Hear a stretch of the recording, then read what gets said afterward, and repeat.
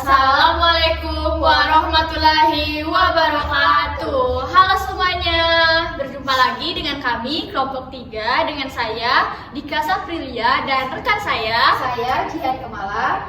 Nah teman-teman sekalian, pada kesempatan kali ini kami akan membedah buku yang berjudul Pendidikan Keluarga, Nikah Muda atau Nikah Mapan.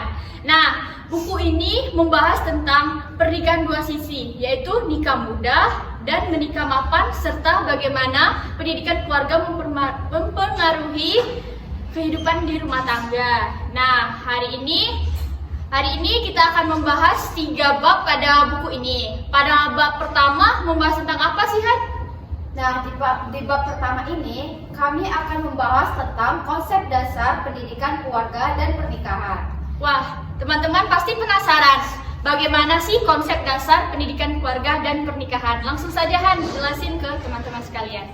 Baik, dengan senang hati, di bab 1 ini penulis menegaskan bahwa keluarga adalah tempat pendidikan pertama dan utama bagi seorang anak.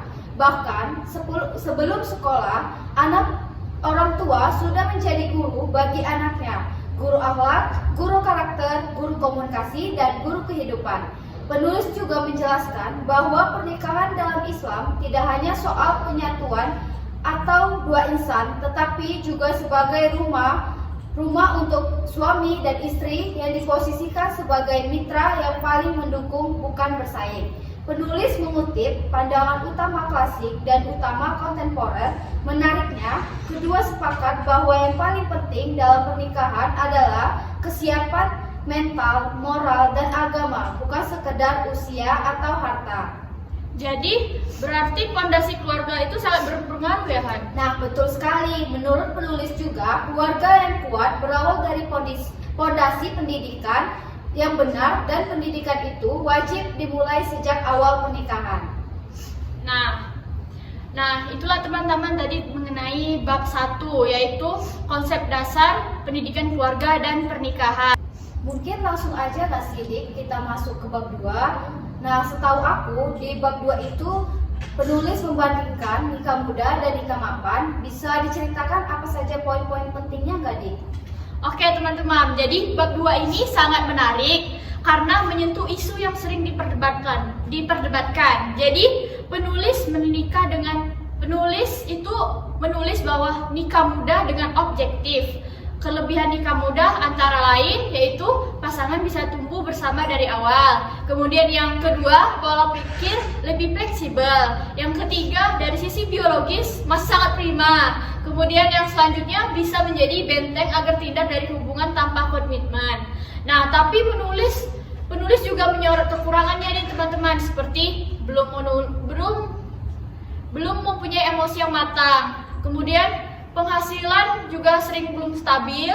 Kemudian yang selanjutnya, resiko konflik lebih tinggi karena sama-sama masih belajar menjadi orang dewasa. Kemudian penulis membahas juga mengenai nikah mapan. Jadi nikah mapan itu ada beberapa kelebihan teman-teman. Yang pertama, emosi teman-teman sekalian akan lebih stabil. Kemudian karir lebih kuat. Kemudian pengalaman keputusan lebih rasional. Kemudian yang selanjutnya, perencanaan mengenai masa depan yang lebih matang. Sementara nikah mapan juga memiliki kekurangan teman-teman, yaitu yang pertama, terbiasa hidup sendiri sehingga kita itu lebih sulit beradaptasi. Kemudian ekspektasi lebih tinggi terhadap pasangan. Dan yang selanjutnya, potensi masalah kesuburan karena kita nikah mapan pasti sudah berumur dewasa. Jadi menurut kamu, Dik, nikah muda atau nikah mapan itu mana sih yang lebih baik?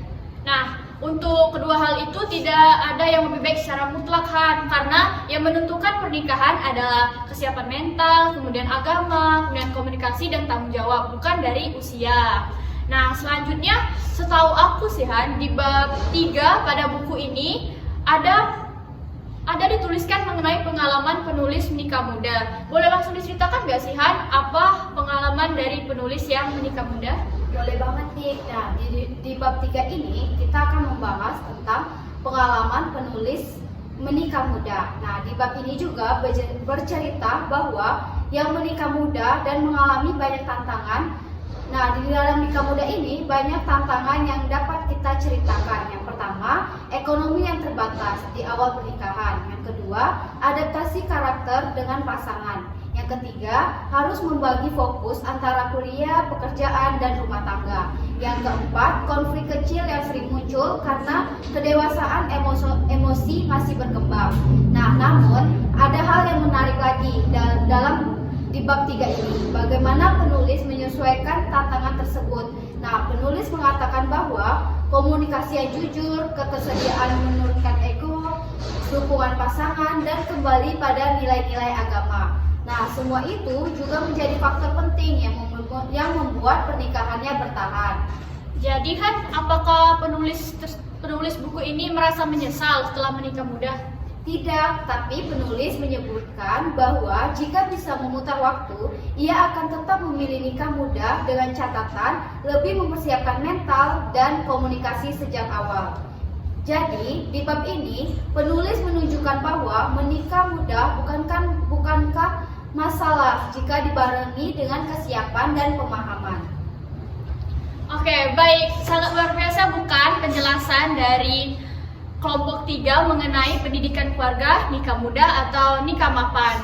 Jadi, sebelum kita tutup podcast kita hari ini, apakah ada pesan khusus yang bisa kita ambil Han dari keseluruhan buku ini? Iya, sangat ada. Nah, di pesan untuk buku ini adalah pernikahan bukan perlombaan antara muda atau mapan.